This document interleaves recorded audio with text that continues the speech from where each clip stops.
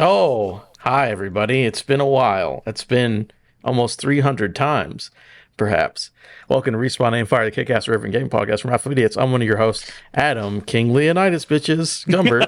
And today I have with me Chad, David Wenham, Michael Ennis. Return with the shielder on it. Ooh, I like that. And also Alex, who's the guy who plays Xerxes? Kozina.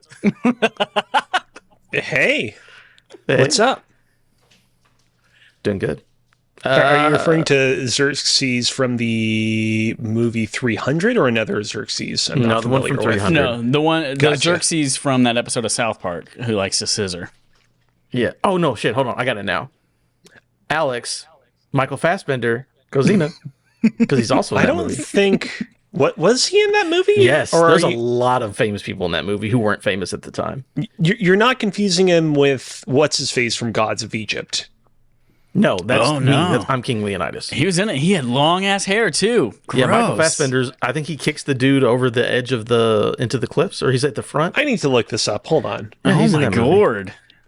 Yeah, Michael I Fassbender. know David Wenham. the character that you're referring to, but is that Michael Fassbender? Yeah. Or maybe he's the guy with the arrows. Yeah. No, you're right. It is Michael Fassbender. He's the guy from the trailer who's like, a thousand nations of the Persian Empire will descend upon you. Our arrows will blot out the sun. And he says, then we will fight in the shade. And it's like, oh, man. That's him. It Such must a not good have been movie. too much $1 million later movie right when he did that movie where he peed out his penis on camera for real and Showed didn't win the showed his Oscar. big dick or whatever. Yeah. You catch it live on twitch.tv/AffleMedia Sunday evenings at 8:30. YouTube and podcast services 9 a.m. Eastern time on Tuesdays. Did I mention that? Anyways, it's here. It's time. It's time to celebrate. We got a couple of things before we get to the podcast. Let's talk about 300 bitches. There were 3.5 years. Oh, man. Sorry, 4.5 years between the movie 300 and the movie Shame, where he did not win the Oscar, and he credits it because he peed on camera. But besides Michael Fassbender peeing on screen, it's 300 episodes of a regular show. Woo! I've only been here for 50 of them. Probably more than that. I don't know. Yeah, it's been more than that. I think you joined us August. That is a good point. Right? Yeah. That is a good point. I don't know how many episodes that I've been on cumulatively, because I was on for like quite a few before I became a regular like rotating host. But I don't know how many that adds up to in total.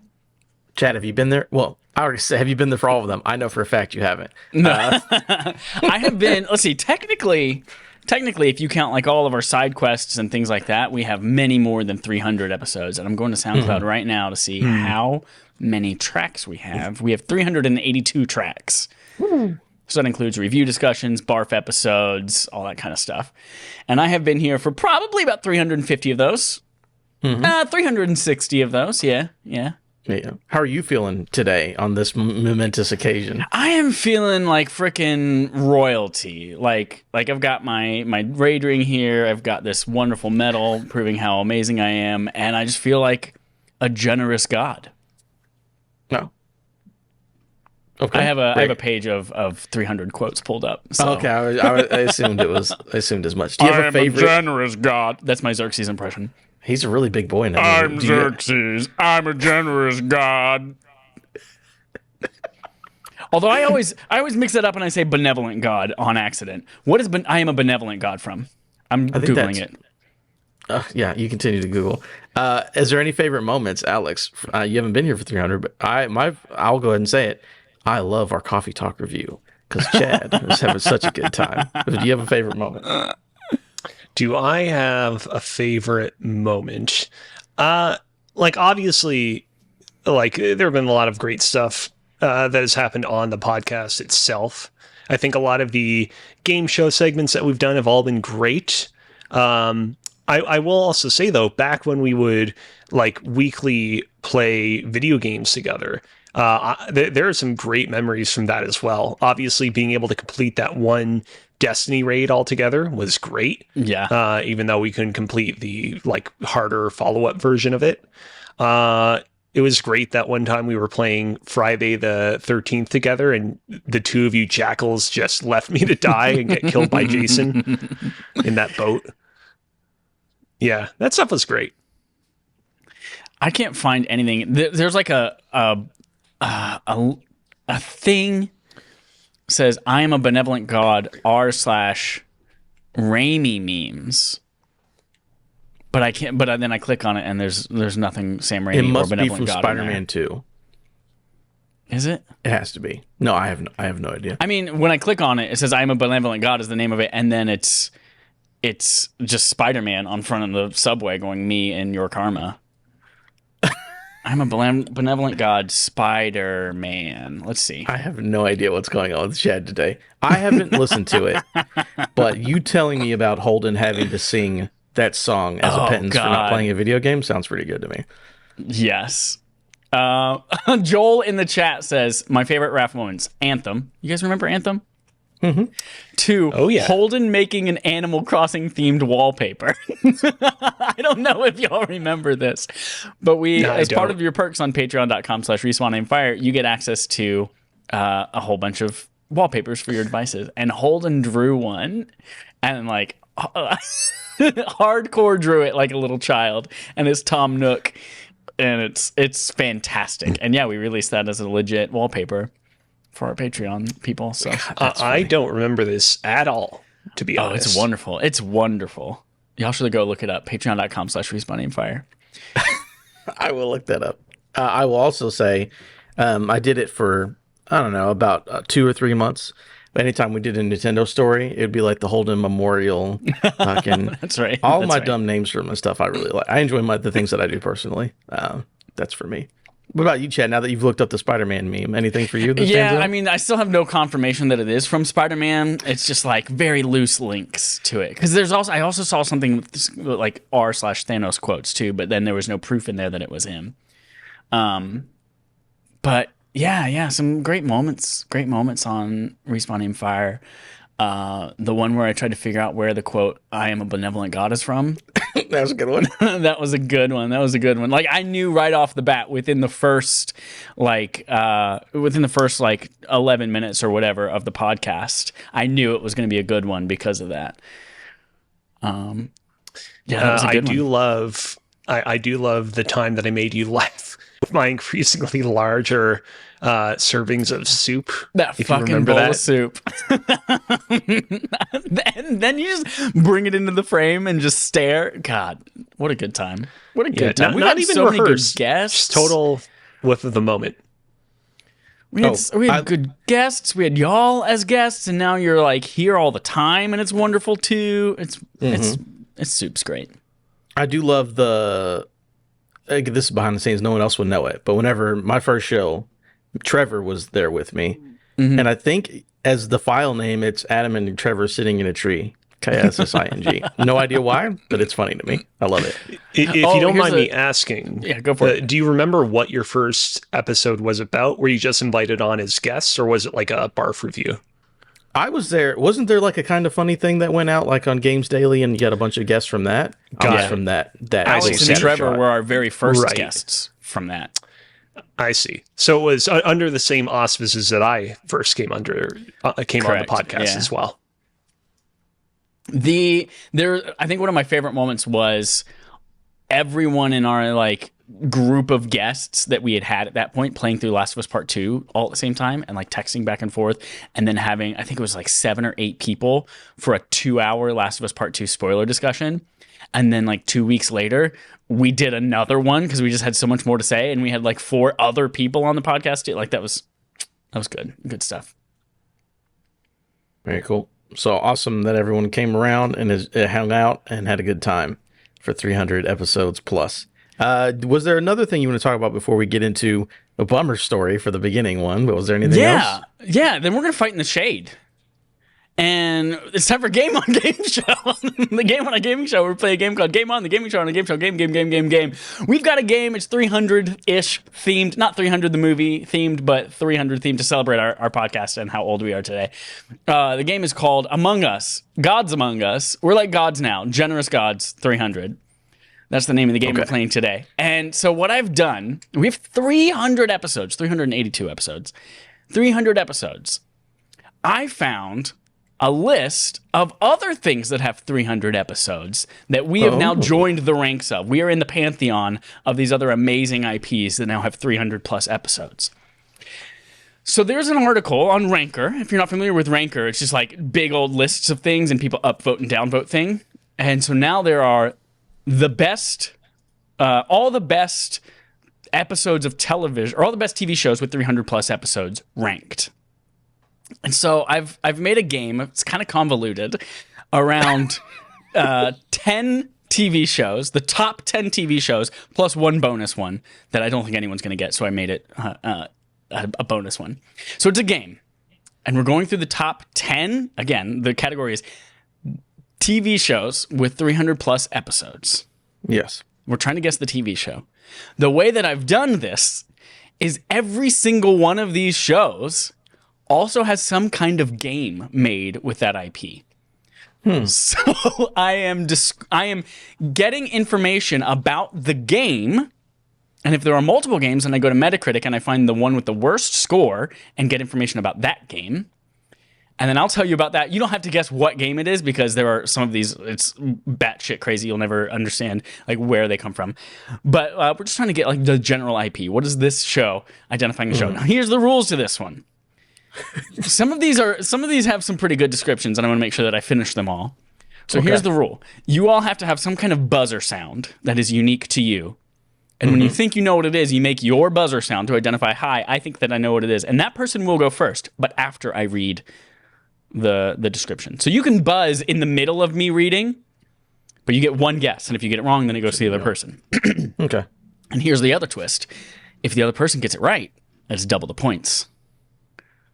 Okay. So you don't want to mess up. More incentive for you to not buzz early just because you think you want to maybe get that early point in. So I will give you, for each of these 10 plus 1, I will give you the date the show premiered, how many episodes it had, and then I will start describing a video game. And maybe I'll give you the date and platform of the video game too. Okay. Keep track of your own points. This is my favorite memory of the 300 episodes. This right here. Before we begin, I need to hear your unique buzzer sounds. Adam, what will yours be? Whoop. Okay, Alex, what will yours be? Ding dong, ding dong. Okay. If I only hear one ding dong, I'm going to assume that's actually someone at your doorbell. So you have to say it twice so that I know that it's actually you saying that you think you know this. Okay. I'm going in order, by the way. In order, from 1 down to 9, and then we're going to skip to 12, and then 10's the bonus. Number 1. This show premiered in October 20th, 1999. It had 1,009 episodes. Now here's a little disclaimer. This article from Ranker was February of last year. So there might be more episodes of these things between then and now, but this was accurate as of last February. By now, I assume we will be on that list too of amazing things that have 300 episodes. So, okay. Oh, of October course. 20th, 1999, it had 1,009 episodes. Here's the description from the game. Step onto the famous Thousand Sunny ship and meet the Straw Hat crew while you have brave, fierce Ding dong, battles ding dong. and fire cannons to defend the ship. Choose rooms to explore within the ship and feel what it's like to be a pirate. Alex, I heard your ding dong twice. Did you not hear my ooh whoop? No, I did not hear it. Ooh, whip. You got to make it No. more distinct. Oh, I didn't hear it. I'm sorry. Yeah, go ahead.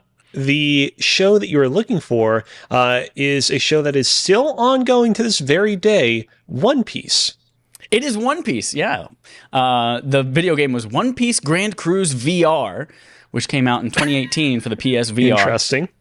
I mean, I'm not surprised that One Piece got a VR game, but I don't remember it. They have so many bad One Piece games.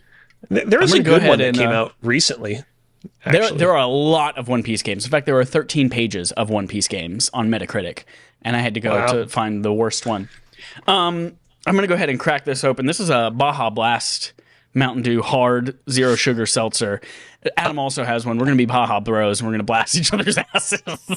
I appreciate that on this holy sacred episode 300, you're not doing it while I'm speaking. Oh, no, we waited for that. But I guess it didn't pick up on Mike because I didn't hear it at all. That tastes like if gummy bears had hairspray in them. It's great. A little bit.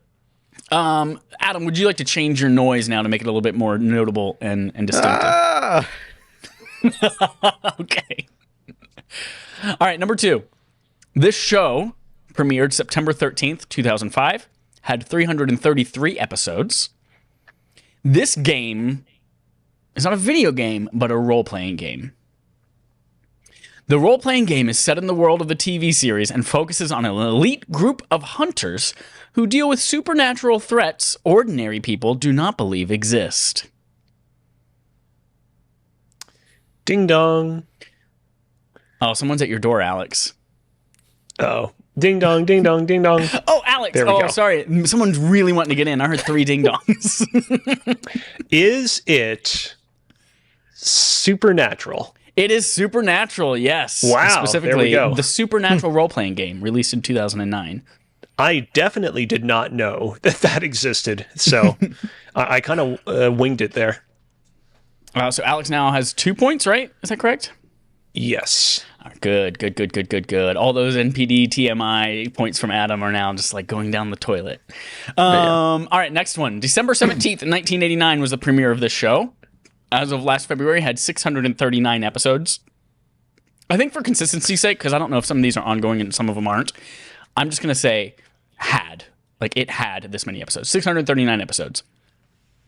The video game description. Get ready for squishy throwing, tendon twisting, duff cloud burping action as all of your favorite characters battle through to win the ultimate title. Alex, you double buzzed. There were 4 ding dongs in there. The Simpsons. It is The Simpsons. Na, na, na, na, na, na, na, na, na, na. Specifically, the game was The Simpsons Wrestling. Came out in 2001 on PlayStation. All right, number 4. January 31st, 1999 is when the show premiered. It had 309 episodes. And this is the game. The game introduces an all-new original story written and voiced by the TV show talent and influenced by the famous Season 8 episode Road to the Multiverse, where this baby and dog travel on an out-of-this-world journy through the city's bizarre parallel universe. I can see your mouth moving, but I can't hear you. Yeah. I will. I didn't hear it, but Adam, I will give you this one because you definitely reacted before I had a chance to say anything. It's gonna be so funny because on the podcast it's gonna be all my noises, but while we're doing it live, you can't hear me. It's gonna be. We had that why don't you do some kind of visual trickery? Like hold up a stuffed animal or flip me off. Yeah, there we go. Perfect. We had that exact issue when I did Butt Pretty with the comedy button. Like our timings were all off because of our like time zones and like Discord lag and all that. Gates and all that stuff. Yeah. And so they put a disclaimer at the beginning of the episode like, hey, we got really heated on this episode because the internet screwed us over. Go ahead. Adam, what is your guess? It's Family Guy. It is Family Guy. Yes, absolutely. The game was Family Guy Back to the Multiverse. Came out in 2012 on Xbox 360, PS3, and PC. Again, the worst rated Family Guy game. Wow. Number 5 on the list of best TV shows with 300 plus episodes. Debuted March 26, 2005. Had 840 episodes. This is the description from the game, or pulled from the description. Experience an unforgettable adventure through space and time, face terrifying monsters, and solve a mind-bending mystery. Enter the Chaosverse, where reality itself is threatened by a series of time-breaking glitches, and partner with 2 formidable doctors as you seek to uncover a deeper mystery. Ding dong. Wow. I definitely saw Adam flipping me off before I heard a ding-dong. So Doctor Who? It is Doctor Who. The worst Doctor Who game is Doctor Who: The Edge of Reality.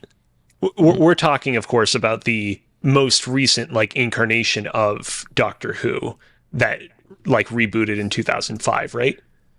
This is one that started in 2005. That is correct. I don't know anything else about Doctor Who has been going on since the 1960s. I want to say. Wow. Then we'll say that when people cared, it was 2005. Yeah. Okay. Yeah. All right, this next one. Oh, wait, what are the scores right now? 2 for Adam, 3 for Alex. Is that right? Yeah. Yeah. Okay. March 27th, 2005, the next day. This spawned 332 episodes. Here's the video game description. Immerse yourself for the first time in the world of the show as the hospital is struck by one of the worst crises in the hospital's history. Live the most intense moments of the show's signature crises through all of your favorite characters' eyes, hands, minds, and hearts. Experience the challenge of complex relationships, making difficult decisions in life and in love, and completing surgical procedures. Alex, I heard your ding dong. What is Grey's Anatomy? What is Grey's Anatomy, Chad? It is Grey's Anatomy. That is correct. This is from the Grey's Anatomy, the video game, released in 2009. See, it's a hard word Wii to say. PC. It's a hard word to say. Don't be hard on me for it. I'm shocked that got a video game. Joel in the chat says Grey's Madden 12. Grey's Madden 12. All right, number 7. September 23rd, 2003 is when this show premiered. 354 episodes. Here's the description of the game. Play as the cast. Be part of the family. Take on the role of the best team using the special skill set and field of expertise of each team member. Enjoy the team camaraderie. Bond with your favorite characters and get first-hand experience with the group's humor, personality quirks, and defining characteristics. As in the show, use your guts and the cutting edge of technology to solve cases. This, if you know what the game was, this description does not fit what I thought this show was about. Okay, that's help then. I don't think I can guess this. Yeah, I don't know. I have some ideas, but I feel like you might use them for some of the prompts that are upcoming, so I'm going to save them. All right, I will give you one last clue. This game came out in 2011 on the 3DS, Xbox 360, PS3, and PC. You have to pass that one along, buddy. Better get that game on the 3DS eShop before it closes. Experience the group's humor, personality quirks, and defining characteristics in this game, NCIS, for the 3DS. I should. I honestly thought of that. I should have just said it. It's not like we're taking away points. But it's so generic. Right? It's like, what team? What characters? Right. Like, what are we talking about here? All right, the next show, February 6, 2005 was the premiere. 417 episodes. This spawned a game. Here's the description. Aliens have invaded. Your family is being held hostage, and the fate of the world is in your hands. Turn the house into your base of operations. Print money, spend golden turds, and produce the valuable resources you need to accomplish your mission. Train and equip your Roger clones with America's best arsenal. Adam, I saw you flipping me off. I know this, but American Dad. Adam. It is American Dad. That is correct. The only American Dad game in existence is American Dad Apocalypse Soon, which released for iOS in 2019. Sounds like a mobile-ass video game. Wow. Yep. All right, now this next one. I've only seen like 2 episodes of American Dad, and on one of those episodes there was the whole like golden poo thing, and I was like, "Oh shit, I know what this is." But Adam, you got I have no idea what that was. I thought it was a reference to Zelda Breath of the Wild, but yeah, I've watched every episode of American Dad multiple times, so I know exactly what it was. Yeah. This next one I have to put an asterisk on. This is number 9.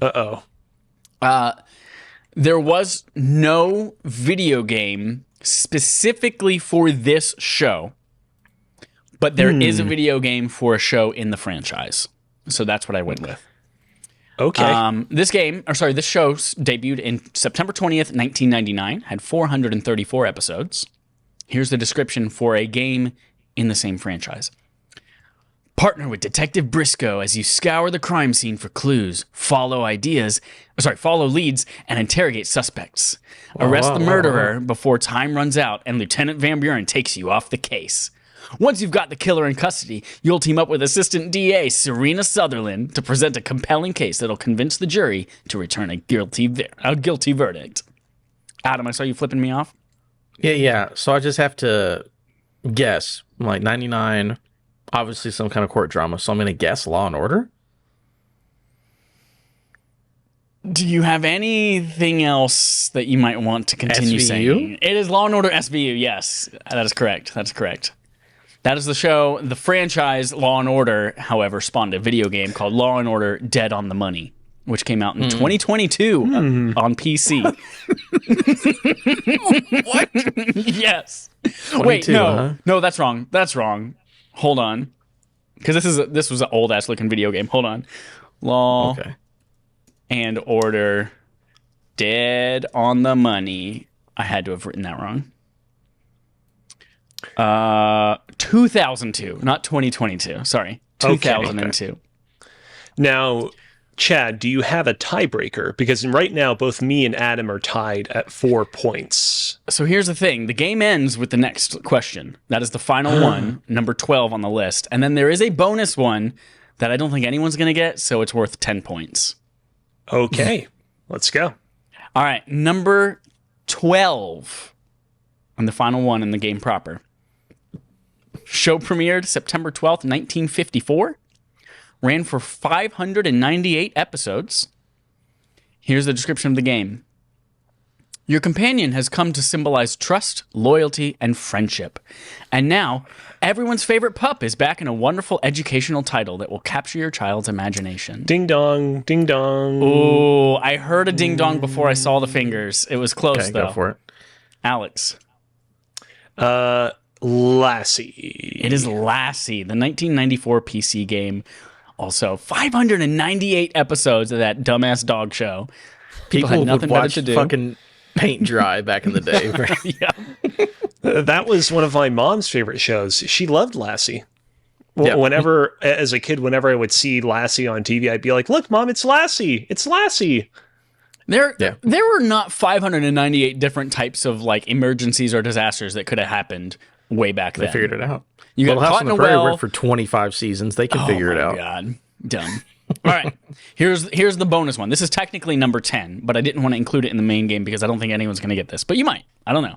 I don't know your history. If you get it, Adam, I will allow you to get 2 points for this and win the game. Well, this one's worth 10 points. So, Oh shit! yeah. Whoever gets it wins.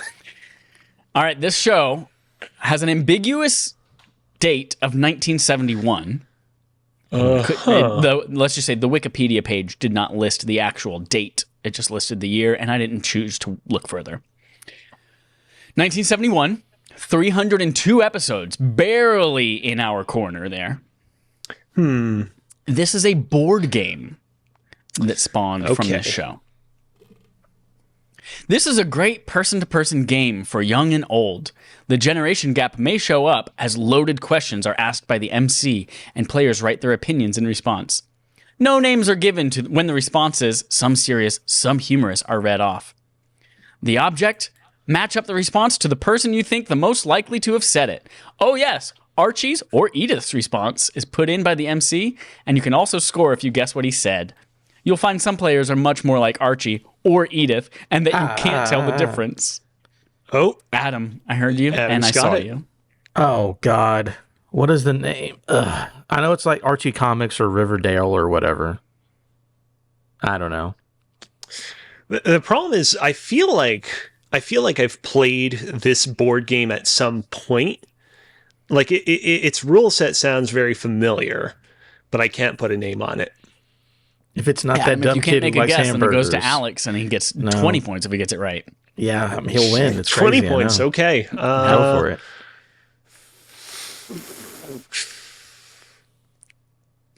Does it help if I tell you Archie's the board game came out in Maximum 1972? Power Play. Oh, close, Alex. It's all in the family. Oh, of course. Yeah, you're right. We weren't going to get that. Yeah. If you look up this board game, everyone on that cover looks so miserable, but not in a like, we're playing the characters that we're miserable. They're just like, we're taking pictures for a board game? So that's it for our 300 themed episode. Again, I'm sure next year we're going to be in that ranker article as, the top 10 best things that have 300 plus episodes. So look for us there. And now I'll turn it back over I'm to you, looking Adam. at sorry, real quick. I'm looking at the old school All in the Family board game cover art. You are not kidding. Like even the one blonde lady that is trying to smile looks like she's forcing it so hard. Yeah. Yeah. It's fantastic. Just like, I don't know what I'm doing here. I have so many better things I could be doing with my life, like watching Lassie. Oh. All right, that's it then. So now, yeah, I'll turn it back over to you and just say, like, have you gone mad? There's no glory to be had now. Only retreat or surrender or death. Thank you. welcome. Main quest today. Rest in peace, Lance Reddick. Well, we had plenty of time to come down, and now it's rough stuff. That's a big U-turn there. Yeah, right. We'll get past. Well, it's some good things. People giving him respect. Bungie and Guerrilla Games have each released statements on the passing of actor Lance Reddick. Following the news, both studios have issued statements in memory of the veteran actor who played Commander Zavala in Destiny 2 and provided the voice and facial capture for Silence in the Horizon franchise. Sorry, I have cookie dough in my mouth. Bungie's statement reads, Lance Reddick was an iconic presence on screen in Destiny, and most importantly in person. His love for our community shined through in Commander Zavala and his uncompromising dedication to his craft, and out of the radiating kindness that touched those around him. To say he will be missed is a profound understatement, yet no less true. Guerrilla Games also released a statement. Thank you, Lance Reddick, for everything you've brought to the character of Silence, for sharing your infinite talent and wisdom with us, and for your generous warmth and imitable? Is that word? Imitable? Inimitable. That's a big word. Presence. And for your profound impact, not just as part of our cast, but on our community. We were deeply honored to work with you. You will be missed. We extend our most heartfelt condolences to his loved ones. So yeah, again, it's a bummer, but it's a guy that everyone liked. It's very big video game news. And I was just like, let's celebrate a really cool guy and a great actor. And everyone appreciate it. I saw, basically the reason I mostly did this is because I saw like people in Destiny, like everyone's just like sitting next to his character and just like taking pictures next to him and stuff. So I thought that was pretty nice. There were a bunch of people like doing all of their like emotes and things, like kneeling at him or holding up flags and things like that over by his character in Destiny at the tower that day, which was like really cool to see. Basically, anytime you loaded into the tower, there was a crowd over there. That was really cool. It's so weird. I was thinking about this as I was like tweeting about it. It's like, I've spent thousands of hours with this man in my life. I have almost 3,000 hours by now, I'm sure, in Destiny, and he's a big part of both of those games. I've had, like, he was in Lost, he was in Fringe, he was in all of these TV shows that I watched, he was in Horizon, like, he's in so many things. The Remedy game, Quantum Break, he's freaking everywhere. And so now to hear his voice, like in mission briefings in Destiny and all this kind of stuff, it's so weird now to think about. And what's so wild is that, as far as like we know, it's natural causes. He was 60 years old and he was just so young to die of natural causes. Yeah, it's gonna be weird to play all of these things and have his voice in it. Or I don't know how they're gonna continue to do these kinds of things going forward. Whether they're gonna retire his character or recast, or I don't know. What's too bad is that in addition to being a great talent that was in so many video games, TV shows, and movies that we love, it seems like he really like gave a shit about all the performances he gave, including Destiny. I saw this on Twitter and I did not verify it to be certain if it was true before coming on the podcast, but apparently the last thing he did the night before he died was play some Destiny. And so, yeah, it just goes to show like how much he really like actually gave a shit about things that I feel like a lot of people in Hollywood would be like, oh, I don't give a shit about this stupid video game role thing. He really cared. And I really respect that, even as someone who, Destiny was not like a game that I super connected to. He would also, for traditional celebrity deaths, this might be an unpopular thing for me to say, but most of the time when a celebrity dies, it doesn't affect me at all. I'm like, cool, they had a cool career, they produced some great things, but like, we saw it coming with all the drugs they did. Like, we knew that was going to happen. That's how I feel generally about celebrity deaths. But two that I can remember that like actually affected me, one was Chadwick Boseman, and then the second one was this one, Lance Reddick, where it's just like, they cared so much about the work they do, and especially Chadwick Boseman, like suffering in silence and still continuing to inspire people. But even Lance Reddick, he he like embraced that role of Zavala so much that all throughout the pandemic, I remember seeing videos of him on Twitter where he's just like recording selfies of himself saying things as Zavala that are like really funny, or like interacting with the community, or even just like videos supporting all sorts of different type of marginalized communities like the LGBTQ or racial minorities and all of it. Like he was just a good dude, and he felt like this was, I didn't see it coming at all. I felt like it was undeserved compared to like, there was, I can't remember who said it, but I was talking on chat with somebody the other day, and they're like, yeah, and then you see people like Ozzy Osbourne who are fucking drugged out of their minds, still walking around at age 1,000,000, and then someone like Lance Reddick has to die at 60 for no reason. It's like, I don't know, that one hits me hard. Yeah, agree. Again, just want to give a lot of big ups to his career, and he's a great guy. So everyone, honor him. But now we're going to move on to playtime. Playtime, what have you been playing? Playtime, what have you been playing? 300? Give me another one, Chad. Give me Another a quote what? that has to do with playtime. A quote? I'm not reading From quotes. 300. These are things that are like coming from the top of in my your head. mind. Yeah, Of course. So tonight we dine in hell. I like it. I like it. You said it too. We done it now. No big deal. This is almost as good as that time that I use Muppet quotes for every transition. Oh yeah. I remember that. That was fun. But well, I mean, there's a thing we all played together, but I guess we'll start with Alex. You get go ahead and go first. Yeah. So in terms of game, hold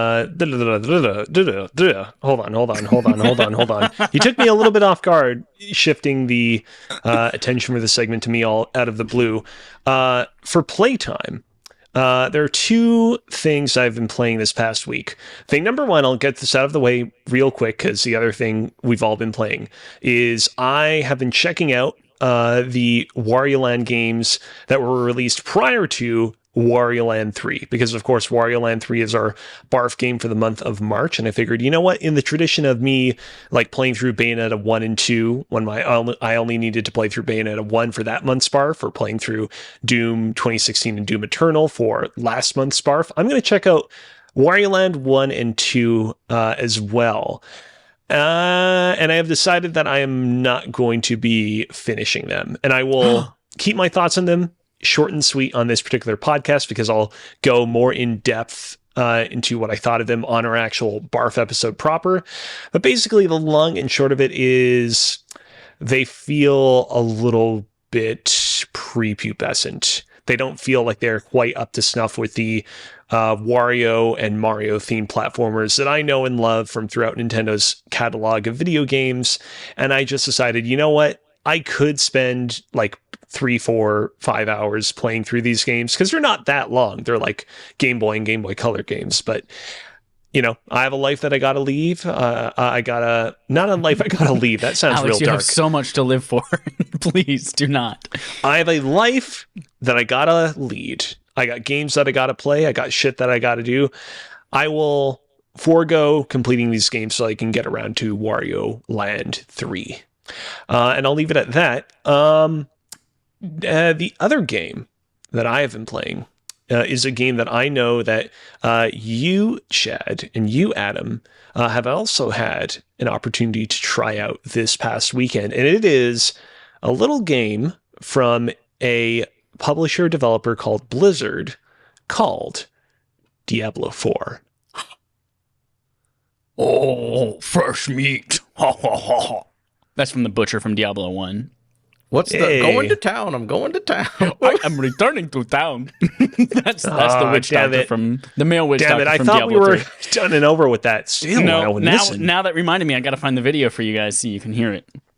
I am returning to town, witch doctor. Male noise. Last night, he says. Last night, the three of us actually were able to squat up and play through a couple of quests, main quests, side quests together. And I will say, I had a pretty great time, all things considered.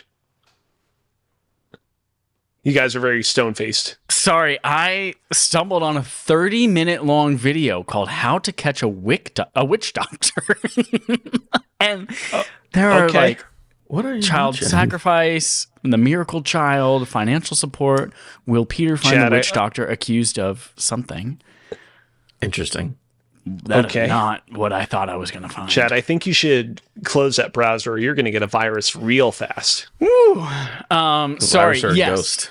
I had a good old time in the Diablo beta. I think I did not stick around and and tinker around and read every bit of lore and pay a ton of attention to the quests this round because all of this was going to get wiped after this weekend anyway. So I'm like, I'm not going to invest a ton in this. When I come back with my druid that I'm going to have and continue to develop down the road, that's when I'm actually going to play this game for real and invest all that time and energy into it. But I did choose the Sorceress as one of the 3 that you could play this weekend: the Sorceress, the Barbarian, or the Rogue. And what I think I enjoyed most about it was a return to the really dark in both theme and color palette and all of that kind of stuff. The darkness of the Diablo 1 and Diablo 2 worlds. And if you see that in an 8-minute intro video, the cinematic that they showed off at a game conference last year. You see that in some of the the horrors of these enemies and things like that. It is a very dark game compared to Diablo 3 or Diablo Immortal. And I also really appreciate the game systems themselves, the inventory management, the skill trees and things like that are a lot more reminiscent of these older games. D2 specifically, Diablo 2 specifically. And I didn't realize this until I played this beta that, man, Diablo 3 feels like a mobile game on console and PC versus a true Diablo successor. So it feels like Diablo 2's successor is actually Diablo 4, and then Diablo 3 and Diablo Immortal are these more cartoony, mobile optimized games comparatively. So I'm very into this return to form. More than just looking way darker and grittier, Diablo 4 looks expensive. No shade towards Overwatch 2, which is a video game in a vastly different genre with a vastly different art style to it. That game didn't really blow my socks off when I played a little bit of it last year. Diablo 4, this game looks extremely impressive. And I was playing it on my PlayStation 5, so I can't imagine how much better it might even look on other platforms, for example. Adam, I got the sense that maybe you played the least Diablo out of all of us. Did you enjoy yourself? Yeah, I've had a good time. I've definitely played the least out of everybody. I played a little bit of 3 and had a good time, but I never finished a campaign or anything. But no, I had a good time playing the beta. I'm ready for the next beta next weekend. Hopefully the crossplay will be working then, because it was grayed out for some reason. Don't know why. It is, it's a KFC beta, so it's fine. Right. KFC doesn't know how to do crossplay yet. Yeah, they haven't figured it out over there at Kentucky Fried Chicken. Yeah. But no, I had a good time. It's really fun. I think the game is I can get a crew and I can sit down and play this all day. I did every bit of story content that was in the beta. I was like, oh yeah, no, this game's great. I can see why people get stuck on this. And I'm ready for the real thing. Honestly now, I was like, oh, that game's probably going to be very good and score very, very well. But now I'm like, oh, I'm actually I'm really, really need this game to come out so I can start playing it in June. So it won me over. Good beta. Good game. I will say, I got 2 small, well, not so small. Well, I don't know. I'll just run them by you. Got 2 criticisms of the game so far based on what we played in the beta. Criticism number 1. There are aspects of the game's menus, aspects of the game's control scheme that feel like the game is still a little bit too built with the kind of PC gamer audience in mind. One of the first things that I kind of took to Twitter to talk about after playing the beta for a little bit is that it is a little bit annoying that they got rid of your ability to just repeatedly somersault forward or dash forward like you could by tilting the right analog stick in Diablo 3. And I understand why you would remove a feature like that, because you want to better balance, enemy encounters, and you don't want to just make it so that you can constantly invincibility frame out of the way of any attack that you come across. But I found myself, I found the kind of right analog stick on my PlayStation 5 controller feeling very lonely. And it's frustrating because I remember many years ago reading Blood, Sweat, and Pixels, which is a book that kind of recounts the development of many troubled games, including the development of Diablo III Reaper of Souls. And during that segment of the book, they talk about how like the director of Reaper of Souls was like, we need to include this dash/somersault mechanic in Reaper of Souls because we need to give console players, when the game comes to consoles, something for them to do with their thumbs. It's just one of those things where like console players are just more, used to having that particular finger doing something at any given moment. So it's a little disappointing they took that out. I also think that some of the menus are like, I don't know, I could see how like some of the menus like might look better on like another platform, but like on PlayStation 5 they just felt a little bit clunky to navigate.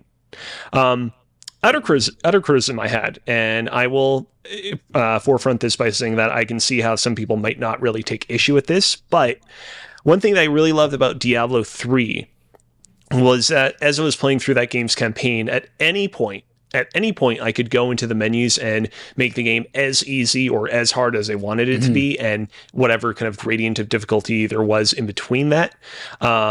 It's one of those games where like nowadays we talk so much about accessibility in games, about making games easier for everyone of every level of ability to play.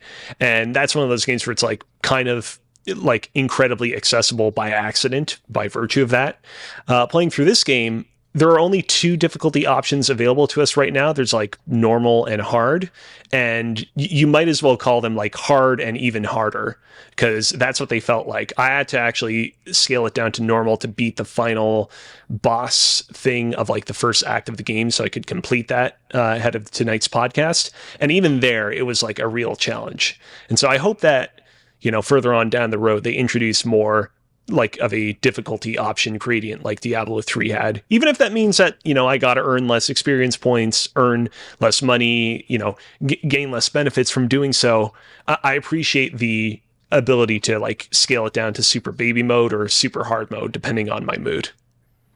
That's really interesting that you bring that up, Alex, because I feel like anytime I play Diablo 3, I, as quickly as I can, like try to move towards the most difficulty level that I can, because it feels like way too easy to me. And I felt that playing this as well.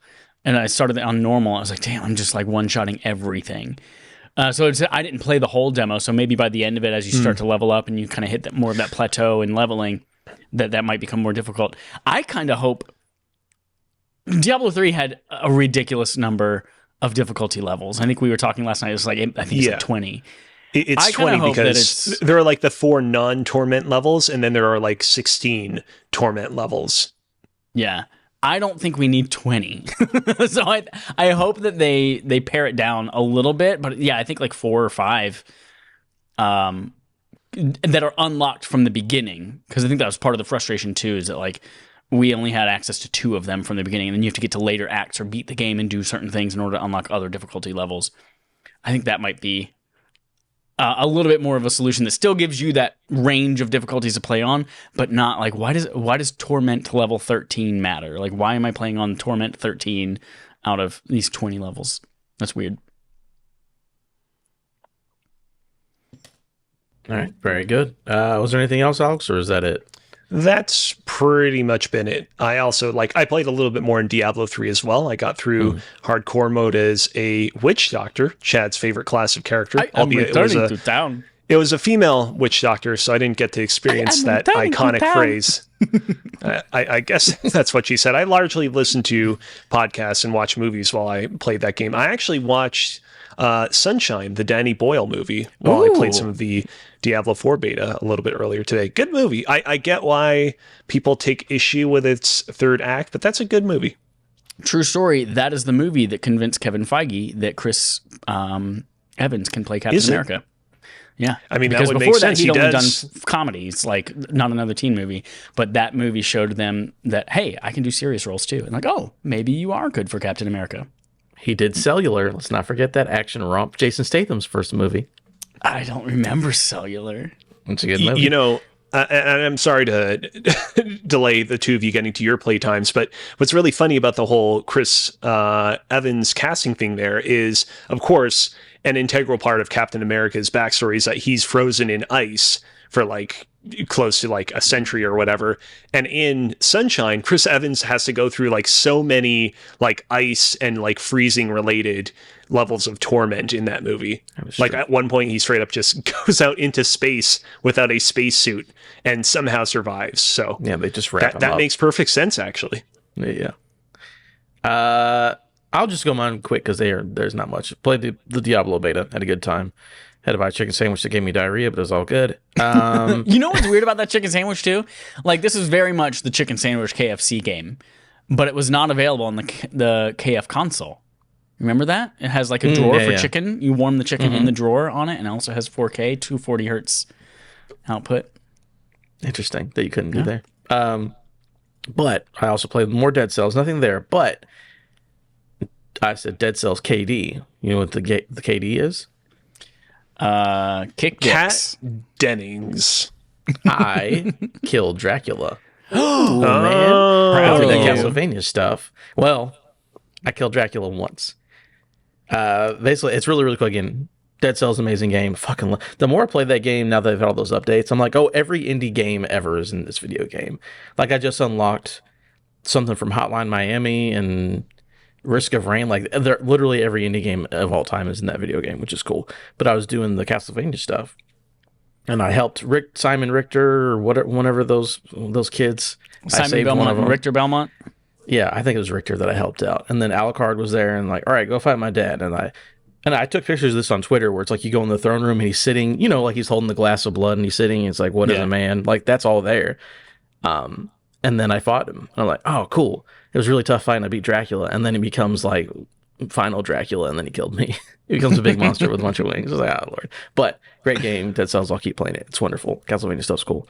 And the last thing, I played about 30, 45 minutes of Wolong Fallen Dynasty.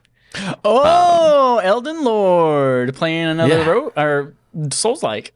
Yeah, the Elden Lord himself. I don't care what Joel says. And I think it's cool. I think it's interesting. But it comes to that point where I think Team Ninja, which they also did Neo 2, and then they did this. I'm like, you guys are really good at combat, but you guys are budget Souls games.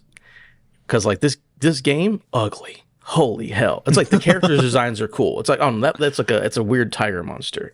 And then like the fights are really, really, really good. Like this game you have to counter, or like you like move their momentum. So like, they come in to strike and you push them to the side and it's a counter game like Sekiro. But it looks ugly. It's really gray and brown. And it feels like a budget Souls game, but they nail the combat. So I'm like, for free on Game Pass, I guess I can't complain. But I'm just like, every time I put in their games, I'm like, yeah, you're giving me the Souls feeling, but you're ugly. You're just not as good. If you Google Wolong ugly, then first thing comes up, Steam community forum, ugly graphics. Is it just me, or is this game hideous? Even Ninja Gaiden Sigma looks better. That's a PS3 port of Ninja Gaiden Black. Mm-hmm. Yeah. I just think it's like the art direction is just like, everything is like muddy. And I think it looks bad. I don't think that the graphics are bad or whatever. I just think the direction was not a good direction. But cool game. Played up to that first boss, and they're right. That first boss, that's a tough first boss. You get 30 minutes in that game and like, oh, you actually need to learn how to play the video game now, or you can't do anything. And it's like, all right, cool, I see. But yeah, interesting. Nothing crazy. Again, 30, 45 minutes. I'll see if I keep playing or not. Chad, you go ahead. I played Warrior Land 3 for Barf, Diablo 4 Beta with boys, and then this last one, I really wanted to do a RAF reviews, just like quick 10-minute breakout for this, but I couldn't because the game crashed at the end, and I'm waiting to finish it. So I haven't finished it yet, but I still feel like there's a lot to talk about in it. So like I didn't feel right doing a review, but then also by the time I end up finishing it, like it'll be too late for a review. It doesn't matter. But this game is Before Your Eyes. Oh yes. Which is we saw that at the showcase, the PlayStation whatever showcase a couple weeks ago, and it's the VR2 game, PSVR 2 game, where you progress by blinking. Every time you blink your eyes, time moves forward. And so I pre-ordered this game after seeing that trailer. Apparently, this is a game that's been out for a few years on PC, and you have to have a webcam set up, and the webcam watches your eyes and adjusts and blinks. Or you can technically just turn off eye tracking at all and just click to progress. But it is definitely well worth the eye tracking, which makes the PSVR 2 headset really, really cool. So the game, I'm not going to spoil anything about the game, but I'll talk about some of the mechanics. It's a game where you are experiencing the life of a character from like birth through, I don't know how it ends because I have not finished it yet, but at least from birth. And so you're experiencing the life of this character in little vignettes, and you're in like little spotlit moments with a bunch of black, like darkness around, a spotlight on the table, the kitchen table where you're like eating your first birthday cake or something like that, or a spotlight in your room as you're playing a toy piano.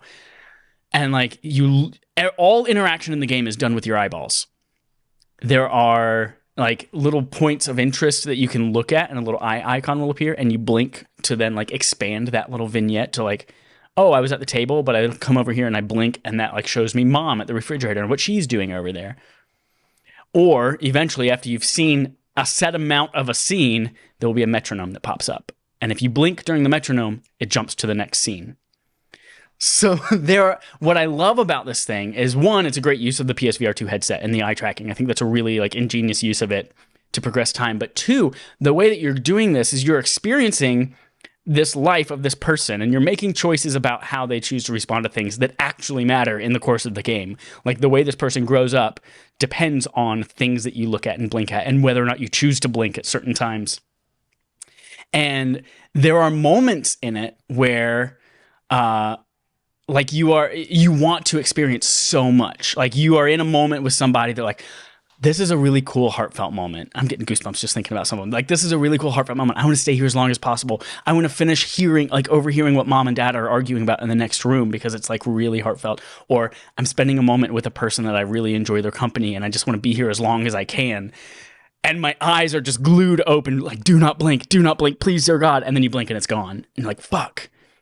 I didn't get to hear the end of that conversation. But it's kind of thinking back on memories away as an adult where you're like, I can remember snippets and vignettes, but I can't really remember my whole 4th birthday. I can't remember this whole audition that I had for this thing. But I think the brilliance of it too is that throughout most people's human lives, there are ups and there are downs. There are times when you experience tragedy. And that's where I feel like I want to hold on the most during these things. Is like, God, I want to spend as much time as I can with this individual or this whatever it might be that I'm experiencing tragedy around. I want to spend as much time as I can, but at the same time I'm getting choked up and starting to tear up, which causes me to blink more, which means these moments fly by even faster. And so it's like it's giving you that really like meta, God, I wanted to go back there and I wish I spent more time with that person, but it's like I physically cannot because my eyes are watering and I have to blink. So it's really cool the way that the game interacts with it. And there's a larger meta story that I'm only starting to touch on now at the end. But I did get to a point where I'm pretty sure I'm like 20 minutes from the end of the game. It's not long. It's like an hour and a half total. But the game just turned black for a second. And I could only hear audio. And then it just froze on a PNG of the sky. And then, wow. And then I was like, okay. Tragedy. Yeah, right? And then I was like, all right, let me just quit the game and open it back up. And I did, and all my progress was gone. No checkpoints. None of my trophies popped during it either, so I felt like there was something wrong going the entire time. But I did reach out to the dev, and like, there's a patch coming. So I was like, cool, I'll wait for the patch before I play it again and finish it. But amazing game. And again, you can play it other places other than PSVR 2, but I highly recommend, if you have a PSVR 2, like, this is a really cool way to play it. My one criticism of it is that so much of it is dependent upon your eyes and blinking, but like where you are interacting depends on your head position. So it's like that old school VR control way where like the cursor's in the middle of your screen and you have to actually look towards something rather than now I can just move my eyes towards something and it knows what I'm looking at. Yeah, a really cool experience. I can't wait to see how it ends. Very cool. I've only ever heard amazing things about this game, so it's nice to see that they took advantage of PSVR 2 stuff and just like, here's another place to play a really good game. So I'm happy to hear that. Very cool. All right. For time, I'm going to skip this one because it doesn't really matter, right? You guys agree? We're going on to our quest log, by the way. That's what we're doing. Not a problem. This doesn't matter, fine. I don't think. I don't. Final Fantasy 16 is going to be 35 hours and 80 hours if you do everything. Good for you. These fucking Yeah, there you go. These fucking ghosts in Tokyo. It's from Ryan Dinsdale at IGN.com, who cannot help but to cuss. I know, right? Like, dude, clean it up. Be Get it together, man. Ghostwire Tokyo's PlayStation console exclusivity is ending as developer Tango Gameworks has announced the game will hit Xbox Series X and S and Game Pass on April 12th. A major free update for Ghostwire Tokyo called the Spider's Thread Update will be released on the same day for all users on PS5, Xbox, and PC. Adds a new game mode, extended story cutscenes, new areas, and more. Tango Gameworks has also promised the Spider's Thread update will come with a variety of quality of life improvements to make players' journey through the haunted version of Tokyo a little smoother. So, the game, Bethesda, Microsoft owns Bethesda. They had their year. It's up. It's going everywhere. I also believe this is going to be on Game Pass as well as some version of PlayStation Plus. I don't remember which tier. I just looked it up, and it is, PlayStation Plus Extra tier. It is on that for March. And yeah, I know this game when it came out, it got like a bunch of like 7s and stuff. They seem like they're doing improvements. Maybe I'll check it out if it's for free, but it's coming everywhere. Yeah, I mean, good on them for, continuing to update it and try to, improve the finished product. But I don't think I didn't play it when it came to PlayStation, and I'm probably not going to play it when it comes to Xbox. Yeah, I will say though, speaking of Tango Gameworks, I was on an episode of Left Behind Game Club, and we talked about another game that they made called Hi-Fi Rush. So the latest episode of Left Behind Game Club, Jacob McCourt's podcast, we talked all about Hi-Fi Rush. It was me, Michael Hyam. You might have heard about him. He's works at GameSpot and IGN and all kinds of places like that. He was on there. Brendan Groom, Flora, Jacob, and we all talked about Hi-Fi Rush and had a really good time. So go check out that episode. I did not realize those were the same stuff. developers. Yes, it is. Yeah, they made Evil Within, Ghostwire Tokyo, and then Hi-Fi Rush. It's like really diverse. Okay. Stuff all over the place. Very cool. Next up, Chad's most anticipated game, maybe of all time, but definitely for 2023. Cannot wait. Comes to Game Pass. It's from Demi Williams at IGN. Is it Togi? You know how to say it. Is it Togi? Alex, I have no clue. I'm dying. I'm here. going to say Because it doesn't- Dogecoin, but Togecoin. Togecoin? Because that's the thing is, I want to say that Toge Productions is an Indonesian company, and so if it was Japanese, I would say, oh yeah, it's Toge, but it's not Japanese, so I truly don't know. All right, we'll go with Toge like Doge. Toge Productions has announced that Coffee Talk Episode 2, Hibiscus and Butterfly, will release for Game Pass on day one. Excuse me. The sim will Looking launch forward to that too. I know, right? The I'm sim going to will fall launch asleep on... like hell while y'all play it. This is your most anticipated game, Chad. I want to hear. The sim will launch on April 20th for Xbox One, Series X, PC, PS4, PS5, Nintendo Switch. Option to pre-install now for Xbox and PC. So it's coming to everything on 420, bro. Blaze it and play. Own a coffee shop. This is a quote now from the founder and CEO of Chorus Worldwide. Xbox Game Pass helped introduce new fans to the first Coffee Talk, and we're excited that Episode 2 will be on the service from day one. With Coffee Talk selling Game Pass, now is the perfect time for Game Pass subscribers to play the original game in time for the release of Episode 2 on April 20th. We do have a barf episode about Coffee Talk. Everyone here loves that game. So Oh yeah. we can play part 2 on day one on Game Pass, or just get anywhere. Chad, pay for it on PlayStation because you want to play it so bad. Here's the thing. I don't hate that game. I like that game a lot. I thought it was really cool and interesting. I just literally could not stay awake. I drew a dick in the coffee, and then it was just so much reading that I literally fell asleep every time I tried to play it. That's how I am with books though too. Like I love Harry Potter, but I read a Harry Potter book and it's just like it lay on the couch and it falls on my face. Understandable. Alex, you appreciate art, so you're excited? I really love that game. I feel like that game could have very easily been like chill vibes, the screensaver of the game, but that game actually had a lot of heart and a lot of good writing and a lot of like fulfilling, satisfying narrative twists and character developments in it that really made the experience of playing through it worthwhile. So I have high hopes that Episode 2 will deliver.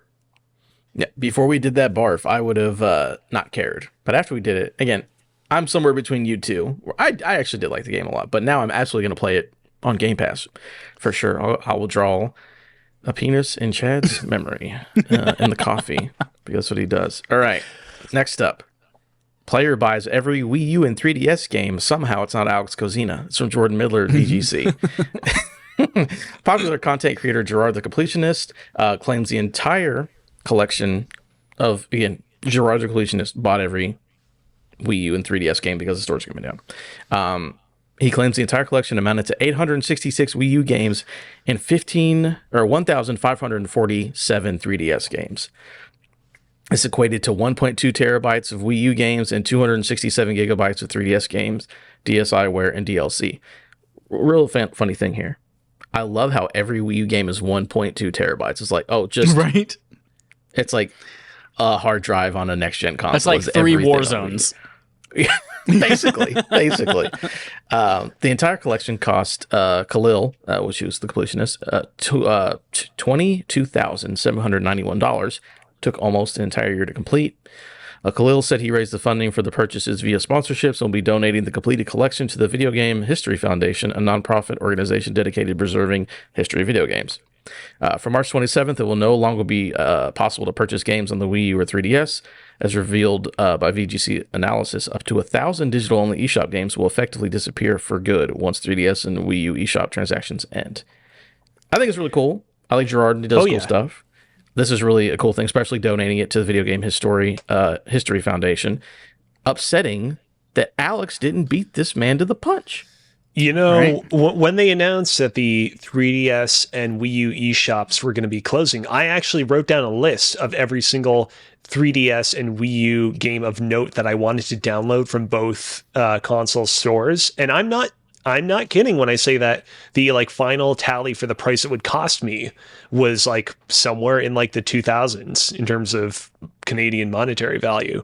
I ended up significantly contracting that list down, and now there are only a few remaining games that I want to get. Also, like a few of those games, like the Phoenix Wright games, like eventually went on sale, and so picking those up became very inexpensive and cost-free for me. But yeah, good on this guy. I still do plan on picking up some more games before they close. The podcast that we record after the eShops close, we are going to do a segment. It will be a special segment from Cozy in which I live on camera show all the games that I currently have on my 3DS and Wii U, because I can just physically show the gamepad like that. And we will gawk in awe and horror and nostalgia at the many games that I picked up over the years. That's next week, Cozy. Just keep that in mind. Next week's podcast, we're recording the day before the store goes offline. I guess it would probably make sense. Yeah, we'll probably do it then. Cool. Yep, I just like how this guy tried to jack your swag. Yeah. What's wild to me is that like he did this all digitally. I'm reading the actual article now. Like he did it all digitally. He bought all these games digitally, and then he's donating the completed collection to the Video Game History Foundation, which means I guess just like he's giving them the 3DS. Here's a hard drive with all of it on. Well, even that's like, can you sideload? Can you like take games off of it and put them on a hard drive, and then they're still they're like video game licensed. historians. They know how to do that, I assume. But then they're also like licensed specifically. I think Nintendo still like licenses it to a piece of hardware, and if you want to like move things to a new console, then that you have to like go through Nintendo hoops to like move those licenses to a new 3DS. Yeah. So but it belongs in a Joel museum. in the chat says maybe he's gifting the Nintendo account to them. Maybe he just like opened up a new account and was like transferring it over to them. Could do that. So if it ever gets deleted, you'd still technically own them. Maybe. Yeah. Very interesting. All right. That means we've got one thing left because we already did our game on game show. That would be segment from Adam. Put a record on. Okay, love to see it. So, as continued tradition of doing 300 themed things, this week's segment from Adam, it's sort of related to games. There's a couple of things in here related to video games, but in honor of 300, we are going to do, I got a game for you. It's called Gerard Butler Discography. Oh, well, that's an easy choice for us, Filmography. Arcadian, because Spartans never retreat. Spartans never surrender. Yeah, I knew you guys would love this. So the game is, I have a list of things that don't get on Wikipedia. There's a list of things that Gerard Butler has been in, movies specifically. Okay. And I'm going to read you the first line explaining what the movie is. Okay. And then I'm going to, if you don't get it after that, well, you both get one guess. If you don't get it after that, I'll read the cast list besides Gerard Butler. Okay. But the idea is that there are a couple of these that are video game themed, and those are worth double points. Oh, okay. Okay. Keep this in mind. So we're going to go ahead. I have randomly mixed these up. Remember, these are films that Gerard Butler's been in. Doesn't mean he's a star. It means that he's been in these movies. All right. Number 1. And you guys keep score. Yeah, I'm keeping score. Don't worry. Don't worry. right. Of myself. The first one. And I'm going to bleep out a name because it would give it away. What's going to happen? This movie follows blank as he attempts to intercept Elliot Carver, a power-mad media mogul, from engineering world events to initiate World War III.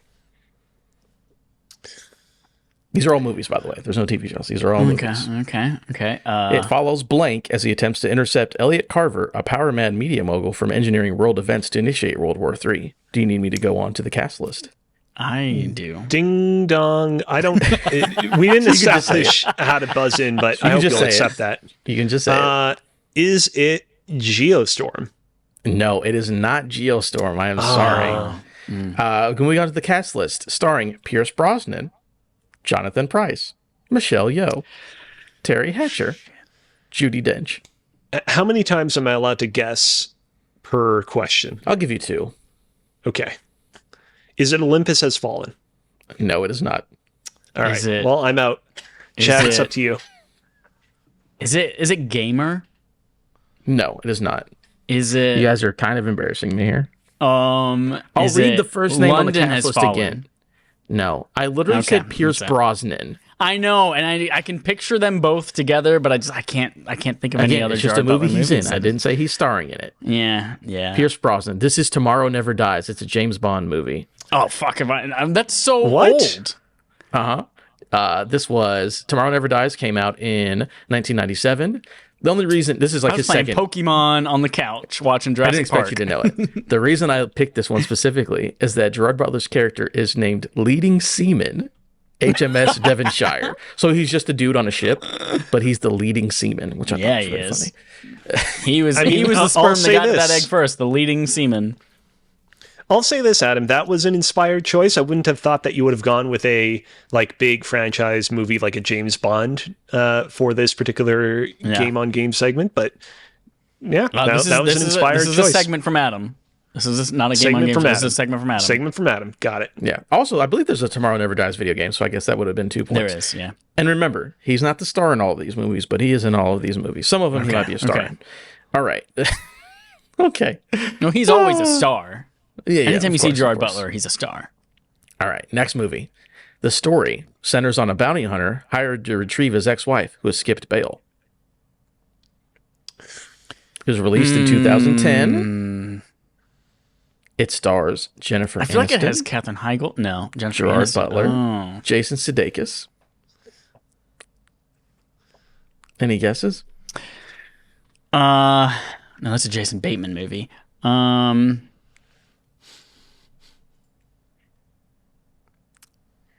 I'm gonna nope. Time's up. Alex, nothing from you?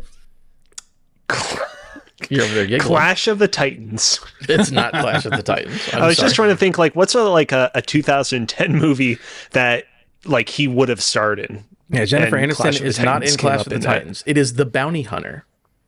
I was Which is- literally just Oh. gonna say that because it was like, oh, he's a bounty hunter. I'm just gonna say the bounty hunter, and then I almost said Dog the Yes. Bounty Hunter. Now there was a period Okay. where he just did a bunch of romantic comedies. The Katherine yeah, Heigl yeah. one is one of them. So you were right on the money there. All right. Next up, this is a movie from 2009. Okay. Let's see. Oh, all right. The film stars Gerard Butler as a participant in an online game in which participants can control human beings. I mean, ding dong, Ding, ding dong, ding, ding dong, gamer. Who did it first? Well, I said the name of it Chad before said it anyone first, dinged so I'll give you that, Chad. Okay, You've got it. It is Gamer from 2009. Chad, yourself 2 points because it's about Bam, video 2 points games. this time. There we go. There we go. All right. Next up, it's a movie from the year 2000. Okay. The plot follows Blank, who arrives in New ding Orleans, dong, ding Louisiana. dong. Dracula 2000. Yep, there it is. Ah, damn All it. right. We're, You emphasized the year a little bit too much. I didn't want to say the year because it gives it away, but I had to say the year first. Yeah, again, the funny story about this, I think we talked about it off the podcast, but that Harvey Weinstein wanted to make this movie because it had the number 2000 in it, and he's like, that's hot and sexy because it's about to be 2000, so we have to make that movie this year. And it's an that's just awful Dracula movie. one of the many great decisions that man made. He made so many good decisions. If I remember correctly, in that movie, they establish that what's his face Dracula is actually Judas from the Bible. Yeah. That like he was cursed by Jesus to become Dracula over time. It's a weird one. It's a weird one, guys. I'll definitely say that. So that's how many 1 point points? for you. One for you. You get one. It's not based Just on a one. video game. Okay. All right, next up. This is a 2003 movie. Let me see if I can figure out how to say this without giving it away. All right. 2003 movie. It's so funny because there's like not even like a way to explain this movie without like completely giving it away. I will say it's a sequel to another movie. This one is based on a video game. It stars Gerard Butler, Noah Taylor, Angelina Jolie. Ding dong, ding dong, ding dong, ding dong, ding dong, ding dong. Chad? Tomb Raider: Cradle of Life. Correct. I didn't we get go. the subtitle, but you definitely got it. Yeah. I was trying to think, like, I feel like the early 2000s were kind of like a dead zone for video game movies. Like, I feel like you kind of had that like initial rush in like the 90s, so like Super Mario Brothers and Street Fighter and all that stuff. And I was like, what came out in the early 2000s? There you go. Tomb Raider. Yeah, Gerard Butler's in it. It's so funny. The reason I couldn't give you like the one sentence plot synopsis is because it's Angelina Jolie stars as the titular character Laura Croft with supporting performances from Gerard Butler. I'm like, well, that's gives a little bit away. All right, next up. This is a 2002 film. The film is set in England in the year 2020, 20 years after London tunneling project workers inadvertently awakened dragons from centuries of slumber, and the creatures of Ding dong, ding dong, ding dong, ding dong, ding dong, ding dong, ding dong. Rain of Fire. Go for it. Rain of Fire. Give yourself another point. I would have said Breath of Fire, which is the name of a video game series. I would have gotten it wrong. And that would have gotten you 0 points. Film starring Matthew McConaughey, Christian Bale, and Gerard Butler. Remember that movie? Yeah, Rain of Fire, yeah. I thought this was a new movie. No, it was Rain of Fire. I'll say this. Video, not video games. Movies about dragons attacking people in like modern day society. Very underexploited genre. It's a little disappointing that subgenre began and ended with Rain of Fire in 2002. Rain of Fire and Monster Hunter for that 10 minutes that the monsters come out of the real world. Yeah, there's that too. Absolutely. So this is a movie from 2016. The film portrays the Egyptian god Horus, who partners with the mortal. God, Chad, you're 300. Chad's too fast. It's not 300. Alex, go. Gods of Egypt. It is Gods of Egypt. Damn it. Give yourself a point. To be fair, Chad, you're still in ahead with 5 points. I got 2. I am, yeah. I am. Again, I love this movie. You think it's about gods, but it's actually like a sci-fi movie where white dudes play Egyptian gods. It's a great time. Next up, this is a 2019 film. It's a sequel. The plot again follows United States Secret Service agent Mike Banning. Ding dong, ding dong, ding dong, ding dong, ding dong. Go for London it. has fallen. Incorrect. Fuck Mike me. Banning as he races against time to clear his name after being framed for a drone attack on the President of the United States, Alan Trumbull. Angel has fallen? You got it. There you go. Give yourself Damn a it. point. There we What go. is London It's has the fallen? Is that a third movie? That's the second one. Oh, okay. Angel has Damn it. Fallen is the third one. Son of a bitch. All right, we have 2 left. This is a film from the year 2010.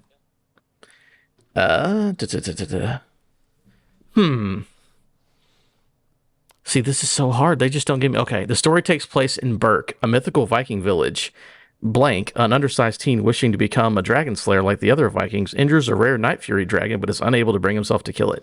Ding dong, ding dong, ding dong, ding dong, ding dong, ding dong, ding dong. Oh, you bitch. I'll give it to Alex. Yeah, How to Train Your Dragon. There we go. Technically based on a book. Yes, I didn't want to read the book part because it talks about the name of the book. You know, there's All a right. live action movie coming and a world at Universal Studios Florida. I love those Ooh. movies. They're very good movies. Yeah, All right, our I agree. last one. This is a movie from the year 2006. Okay. based on fictional retellings of the Battle of Ding dong, ding dong, ding Thermopylae. dong, ding dong, ding dong, ding dong, ding dong. Go for 300. 300. You got it. End it with 300. Also, I'll P.S. do I it Love 300. You. Where was P.S. I Love You in that? Phantom of the I only Opera? I didn't do that. I I was going to say, notable lack of Geostorm in this list. Yeah, right? No, I did not put Geostorm. Not based on the video game. So I didn't add it to the list. That's my I second got from 6 Adam. We points. had fun making So. It's the only reason this is funny, because of course he was in a movie called 300. We ended with 300. But for some reason, we talked about Gerard Butler for like 15 minutes after the podcast the other week, and I just had to bring it back. Was So that after the podcast or was that on the podcast? I can't remember. I don't remember, but that's for us. That's just for you guys. All right, thank you for that segment from Adam. We've got a couple of announcements before we wrap up today. The first one is an exciting new thing that is coming from the creators of Buttpretty. A brand new Alex Trebek-esque game, unnamed, to be performed with the Respawn Aimfire cast. And here's the thing, patreon.com/RespawnAimFire, you get exclusive access for a month to a rotating segment once per month where we will go and have like a legit full production game show that Alex Kozina will lead us through. Alex, I feel like you had something to say with you were doing the finger saying. Would you like to explain more, or you want to keep it a secret? Yeah, sure. I mean, real quick, the idea is that towards the end of the Comedy Button podcast, I had the fortune of being able to put on a live Jeopardy-inspired show with the cast of that podcast called Buttpretty. It went over great, but then the podcast ended. It took me a little bit by surprise. I wasn't privy to the fact that it was just about to close out like that. And so I figured, you know what? Rather than have that just be the last Jeopardy-inspired game that I do in a big like production format, why not keep it going here on Respawn Aimfire as a like monthly or bi-monthly or however monthly show we end up doing? So here's the thing. If you are a patron on patreon.com/RespawnAimFire, once per month, TBD, the timing on it, as far like when in the month it comes, once per month, you will gain a month-long exclusive access to whatever game show we do that time. And it's not going to be like, a 5-minute game on game show. It's going to be like Alex actually leading this game. Our idea right now is to rotate out themed games. So like this first one is Jeopardy themed, but the next one might be something else themed. So that's something you get access to. After that first month, it will become available to everyone in podcast and video form as well, as part of our 6-year anniversary 300 episode Patreon remaster Papa John's. So that's cool. That's coming to you. You'll have that month-long exclusivity. We do have more things planned for that Patreon as well that we're going to be rolling out over the next coming months that we're going to be informing you about. But that's our first one. So that's our first exciting announcement. Second thing is BARF. We've talked last month about how we are revamping the voting process for BARF. That seemed to be really successful last time, so we are going to continue with that. So BARF is our backlog accomplishment with Respawn and Friends game that you pick as the audience what you want us to play from classic games history, or what we should have played by now, but we haven't. That game that you all chose over on Twitter and patreon.com/RespawnAimFire is Wario Land 3 for the month of March. Available on Nintendo 3DS for another week and a day. Available on Nintendo Switch Online Service regular tier, as well as many other places that you might be able to obtain that game. So play Wario Land 3. We've got that BARF episode probably coming the last day of the month if things go as we are intending.